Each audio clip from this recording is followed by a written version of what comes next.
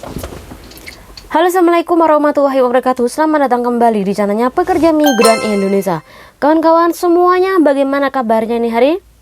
Semoga kawan-kawan semuanya dijauhkan dari mara bahaya, amin.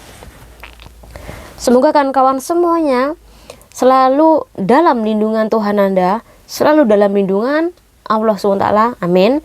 Dan moga lancar selalu segala urusannya sampean, amin. Nah kawan-kawan, kali ini kita bakal membahas sebuah kasus PRT asal Indonesia yang bernama Mbak Eka, umur 32 tahun. Mbaknya ini bekerja selama 2 tahun, namun sudah terlibat penipuan majikan yang ia jaga dengan mengambil uang di kartu ATM milik majikannya, yang dimana jumlah dari yang diambil adalah sebesar 900 juta rupiah. Wow. Bagaimana tentang kasusnya?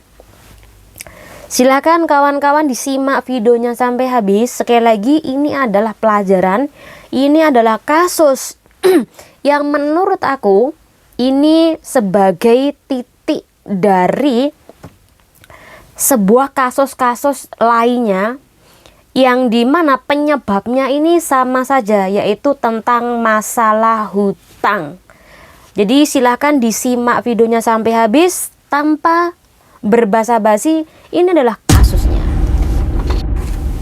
Oke, tanggal 14 November 2023, Mbak Eka Yuni umur 32 tahun, yang dimana PRT asal Indonesia telah bekerja selama 2 tahun di majikan Singapura sana, dan kerjaannya ini sebenarnya mudah, cuman di flat, cuman jaga mbah lanang atau kakek ya, yang dimana kakek ini umurnya 95 tahun.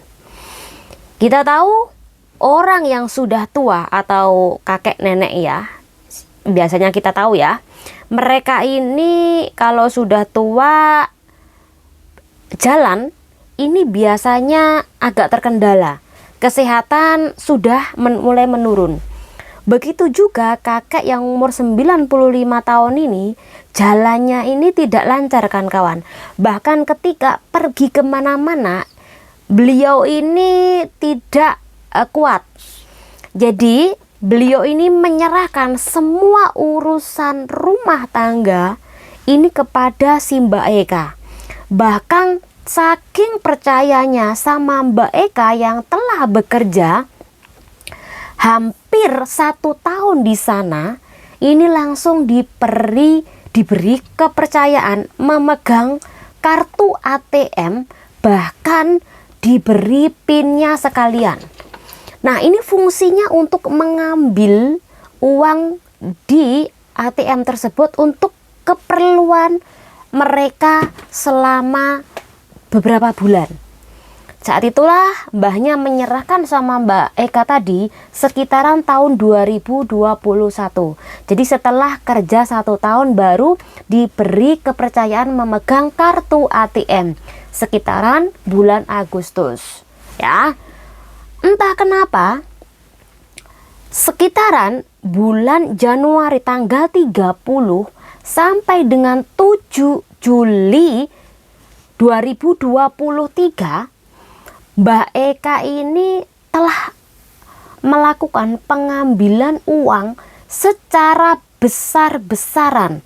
Bahkan di antara dari bulan Agustus sampai bulan Juli ini sebanyak 89 penarikan yang dilakukan oleh Mbak Eka.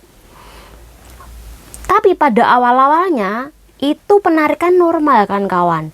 Jadi seperti biasalah ya.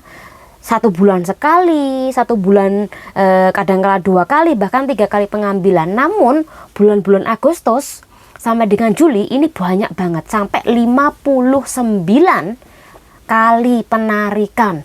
Dan setiap penarikan Mbak Eka ini mengambil 1.000 lebih dolar Singapura.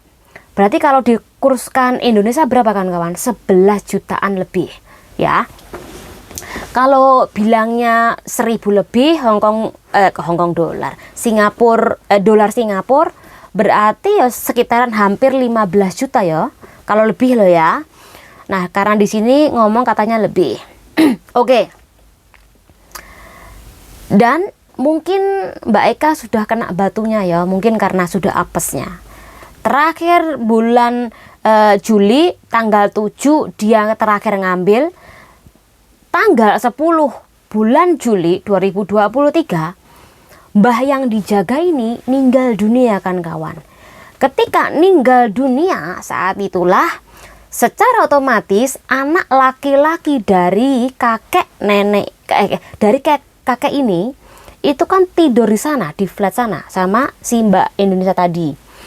Di saat itulah semuanya berkas-berkas dari pengambilan uang ini semuanya masukkan. Dan totalnya sampai 89 karena dianggap tidak wajar itulah akhirnya anaknya ini menanyai sama Mbak Eka. Karena dia yakin bahwa Mbak Eka lah yang mengambil.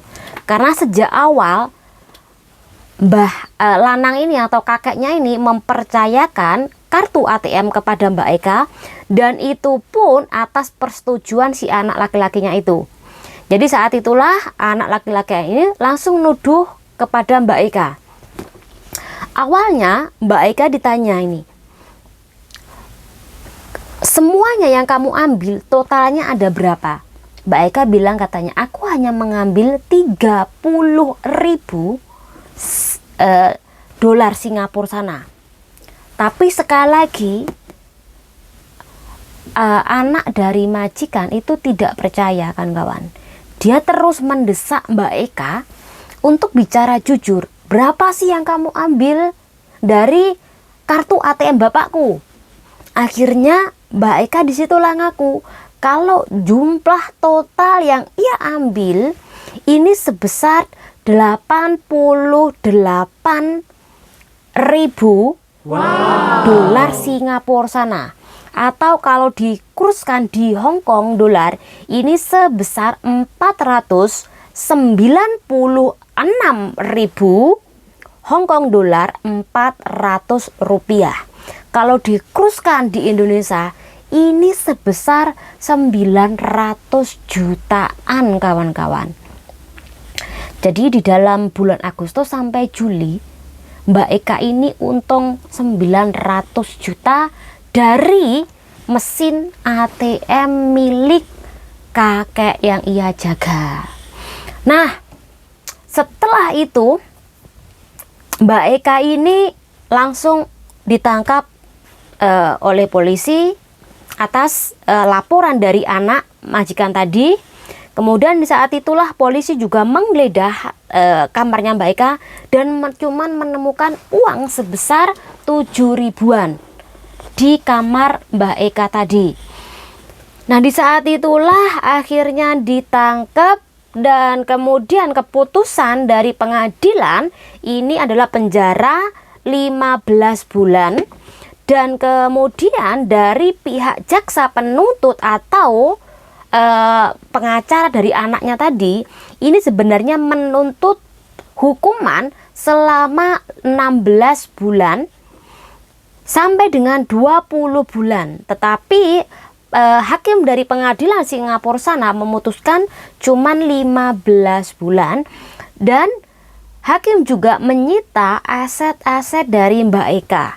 Salah satunya adalah kartu ATM dari Mbak Eka yang dimana di kartu tersebut ini ada uangnya yang sebesar 67 rupiah.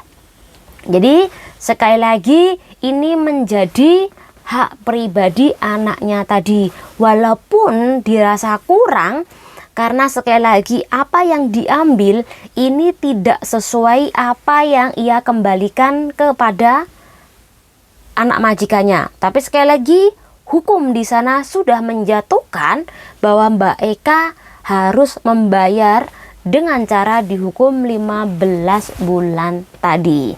Oke, Usut punya usut, ketika Mbak Eka ini pulang ke tanah air sekitaran April 2022, Mbak Eka ini membawa uang 8.000 dolar Singapura sana. Dan di situ baru diketahui alasan kenapa Mbak Eka ini nilep kartu ATM milik kakek ini karena Mbak Eka itu di Indonesia memiliki hutang bank yang banyak. Sehingga karena kebanyakan hutang, secara otomatis yang ia lakukan adalah mengambil uang di ATM milik juraganya tadi. Nah, jadi di dalam situasi ini, di dalam status ini, kasus ini ya, kita tahu bahwa orang kalau sudah memiliki hutang dan memiliki hutang melebihi dari gaji Anda, ini ujung-ujungnya Anda bakal melakukan kejahatan. Baik itu kejahatan di tempat majikan Anda, melakukan penipuan, melakukan pencurian, bahkan Anda bisa saja melakukan penipuan terhadap sesama orang di perantauan, sesama saudara seperantauan. Banyak di antara mereka yang dimana mencuri milik teman seperantauan. Ada juga yang telah melakukan penipuan dengan cara pura-pura meminjam dokumen, baik itu paspor atau Hongkong ID, untuk apa kawan? Ya utang bank lagi, untuk menutupi hutang-hutang yang tidak bisa ia lakukan sendiri tadi. Jadi kawan-kawan, kalau kita mendengarkan tadi kasusnya dari awal sampai saat ini sebenarnya semua kembali kepada kasus yang sering kita bahas, hutang yang melebihi gaji Anda, yang akhirnya itu tadi maling. Jadi sekali lagi, tolong kalau berhutang itu jangan pakai rumus hutang dulu, bayarnya nanti. Cuman berhati-hati ketika kawan-kawan terlibat yang namanya hutang bank. Karena kalau sampean hutang bank, sampean pasti tidak bisa istilahnya ngerem diri sendiri untuk tidak hutang bank lagi ketika belum lunas. Karena itu godaan. Kalau sampean tidak kuat iman, maka sampean akan terus tergoda hutang yang akhirnya hutang sampean numpuk di mana-mana, nggak hanya bank 1, nggak hanya bank 2, bahkan sampai bank 3, bahkan 4. Itu belum direntenir. Terus sampean gajinya cuma 8.000, hutangnya per bulan sampai 15.000. Ujungnya apa kawan-kawan? Anda akan melakukan kejahatan di negara ini. Sekali lagi, silahkan renungkan perkataan saya benar apa enggaknya. Seandainya menurut Anda salah, tidak apa-apa kawan-kawan, silahkan tidak usah memakai nasihat ini. Tapi kalau menurut kawan-kawan benar, silahkan monggo dipakai saran saya dan nasihat saya. Semoga dengan penjelasan ini, dengan pembahasan kasus ini bermanfaat buat kawan-kawan semuanya. Channel Duri, wassalamualaikum warahmatullahi wabarakatuh. Bye bye.